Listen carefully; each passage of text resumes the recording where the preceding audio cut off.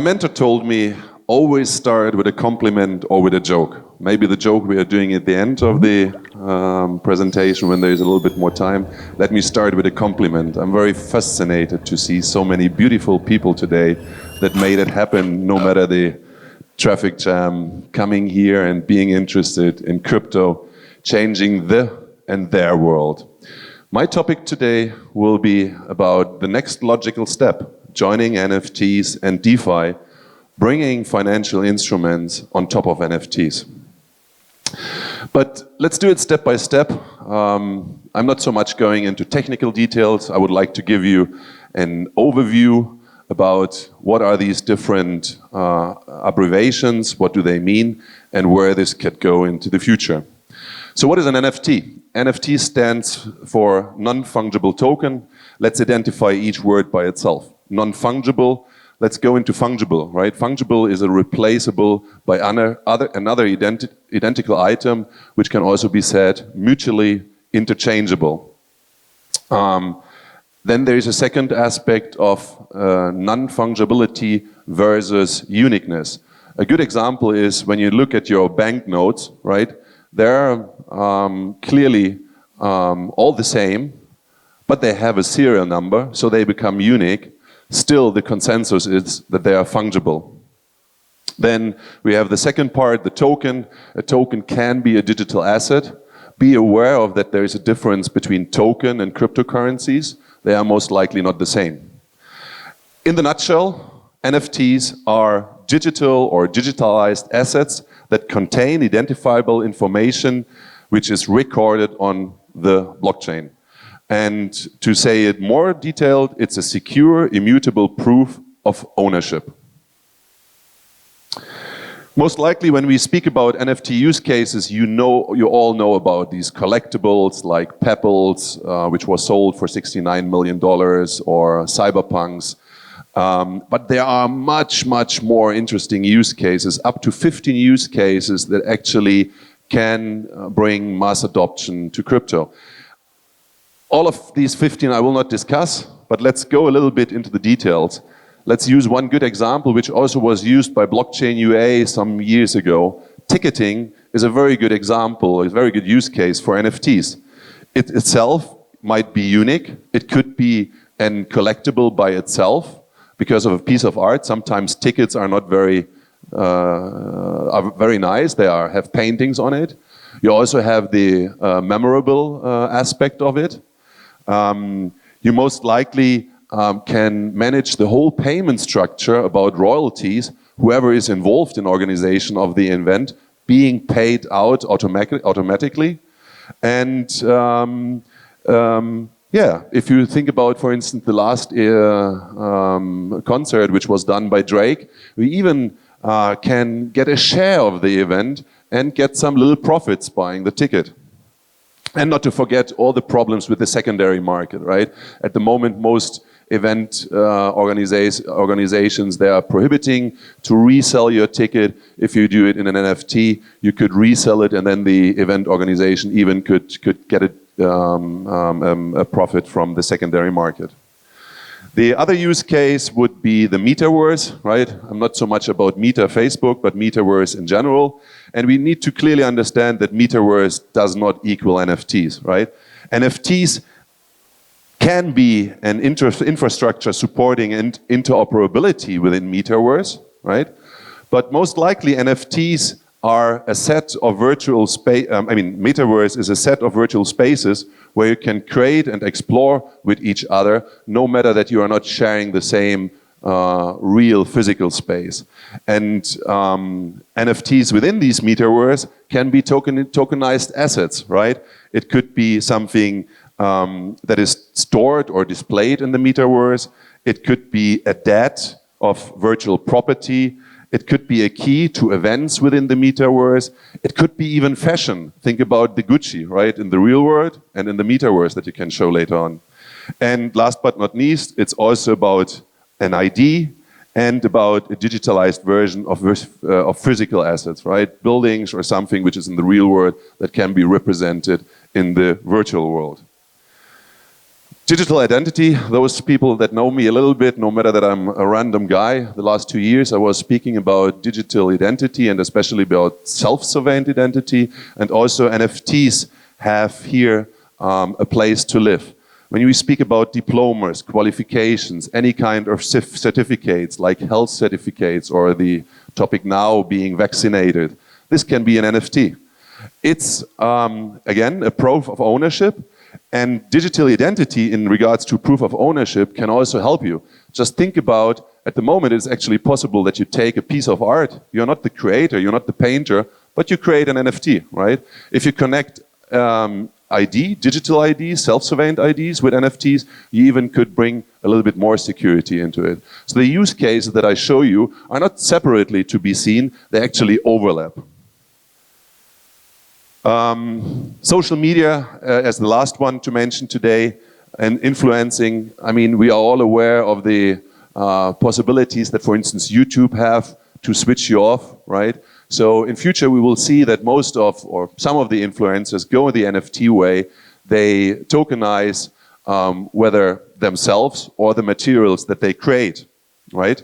Capturing online reputation, trustworthiness, quantity or quality of followers or of content could be mentioned here, what can represent an NFT. So let's have a look. NFTs and just finance, open finance. So most of these things actually, when we are speaking about NFTs, can also be applicable already to the existing financial world, right? When it is, for instance, about KYC processes that can be optimized. As you know, now when you go to a bank, right, and you want to request for a credit, you need to KYC yourself. You're going to the next bank, you need to KYC yourself. You're going to the next bank, you need to KYC yourself. If you could create your KYC in a kind of NFT, you just do it once, you authorize it once, and then you can reuse it on and on. Proof of ownership again, land deeds for instance is something that we can represent in the form of an NFT. So here already coming the first financial instruments into play. But also to be mentioned the NFT as a collateral, thinking about the pebbles for $69 million, right? You can use it as a collateral and receive a credit or a loan for it. But most likely, and I'm also supporting this, most of these benefits are actually interesting, not for the central finance, but most likely for the decentralized finance. So what is DeFi, right? DeFi, decentralized finance, meaning that transactions are purely about digital assets. They have no reliance on existing financial or core banking system infrastructure. There is no central authority or middleman, middle person. They rely completely on smart contracts, on automation, on collectivization, and if you know, mostly they're also used for fundraising.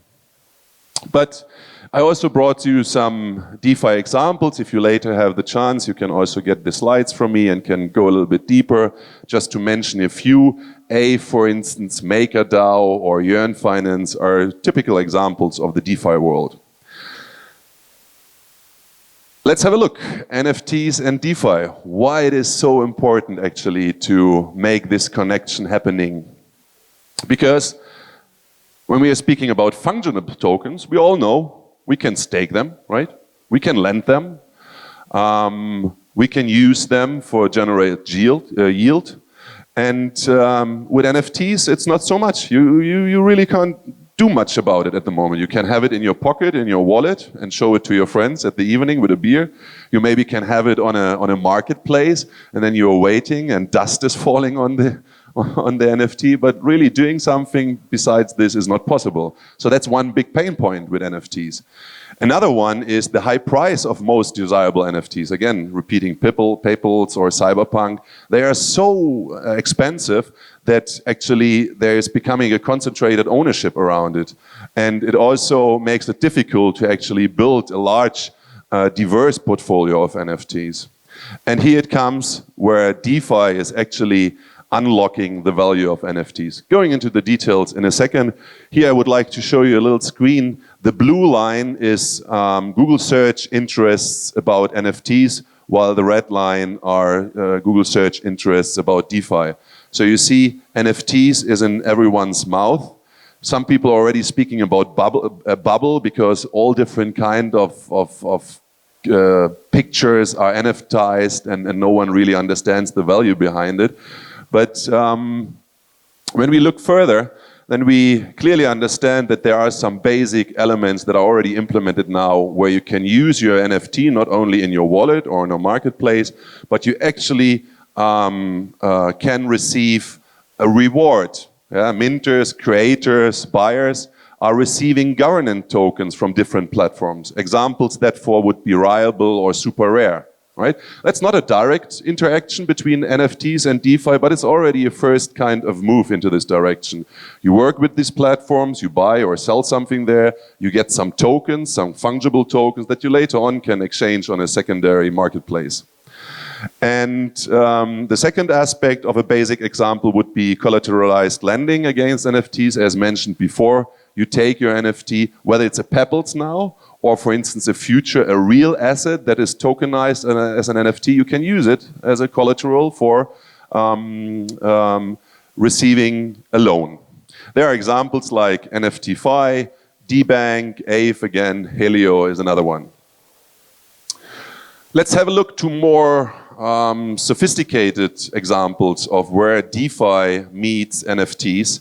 And the very first one is a fractional ownership. You will see, I will jump, fractional and fragmentation. So there's a difference, it sounds similar, but fractional means you have at least one NFT and you cut it in several parts and then own a part of this one expensive NFT, while fragmentation is a little bit different. There you can actually bundle a lot of NFTs into one big kind of pool. But let's come to it in a minute. Some examples for fractional ownership would be BeatsDAO. Art is very important to mention. Flamingo, what they are doing, they're formatting a DAO to make fundraising, collect money from people, and then with the help of these consolidated funding, they are then able to buy very expensive and very rare pieces. Another one would be platforms that are designed around the minting, buying and selling of fractions of NFTs, just to mention fractional art or fraction art.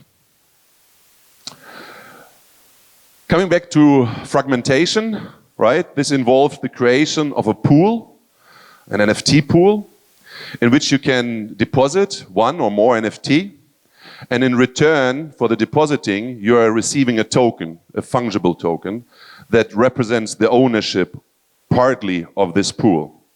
Examples are, for instance, Uniqlo and Niftex. They are doing fragmentation based on bundling. And there is, for instance, NFTX or NFT20, which are doing fragmentation through indexation. By the way, all these four examples are on Ethereum. We should see in future more coming up on different platforms, whether on Avalanche, whether on even Cardano. So, and last but not least, and then I also would like to close and no longer make my speech boring for you. Theos, the DeFi paradise for NFTs, is combining all the above mentioned into one platform. Theos delivers smart liquidity, instant liquidity. I will explain what it means. Receiving instant liquidity for an NFT that you own. It provides efficient AMM-powered price discovery. Very important, right? I mean, who tells you how much is an NFT? I mean, if it is a very well-known, famous artist, you maybe can expect that his NFT is worth something. But if it's someone from the street who no one really knows, he did it on his computer, maybe with some MS Paint or so, right? Who is defining what is the price? With the help of AMA and pooling, you can have this solved. Next, which is very important, Theos is having a social-driven mindset, which means whatever this platform is doing, they are contributing parts that actually the creator is defining to projects that have impact. To speak about sustainability or speaking about, for instance, another side project which is called GPS, Global Pandemic Shield. They're investing into medical R&D companies that are searching for solutions against viruses like corona, like different other viruses. And you as a normal person, no longer the big pharmacies like Pfizer and so on have the play, but you as a normal person can actually contribute to their discoveries and then be a part of making a change in this world. Next, this is all wrapped into a game-changing UI UX. It's building on Cardano, but having cross-chain agnostic in mind. Why it is very important? Because NFTs are minted on all different platforms. We already know Ethereum, we know Foam, we know whatsoever, right? If you don't create interoperability, you lock in the value into a certain chain, and you are then harming actually value creation. What is Theos coming about? They actually start with a very innovative minting protocol where you have drag and drop minting, so you don't need to longer hustle around. You just take your picture or your file, you drop it into the place, and it's got minted. On top of it, all the royalty parameters can be tracked. So whenever the NFT is sold on a secondary market, whenever it changes hand from one person to another person, the former creator will always get a piece of this. Auctioning protocols, whatever, standard auctioning, English auctioning, Dutch auctioning, reverse auctioning, you name it, they have it. And then comes to the Odyssey NFTs pool. It's the most interesting thing that I mentioned before. It's a pool where you commit your NFT. For committing your NFT, you get instant liquidity, a floor price, and on top of it, you are owning a fraction of the whole pool. The next one are Delphi reverse mining pools. This is very interesting, especially thinking about investors into crypto projects. You do know about SAFTs? Yes, no? What is a SAFT? So let's imagine an investor is putting some of his money into a project. They normally sign a future token agreement, right? So they are paying money, contributing, and in return they are getting tokens. But they don't get the tokens right away, right? They're getting them over a certain time, which is called vesting, right? Why do the projects do this? Because if the investors would get the tokens right away, they could dump them, and then the price of the token would fall. What you can do with these very interesting Delphi reverse mining pools is actually you can turn a SAFT, so a contract, in which is saying that within a period of 12 months, pro ratio, you are able to claim some tokens that you paid before.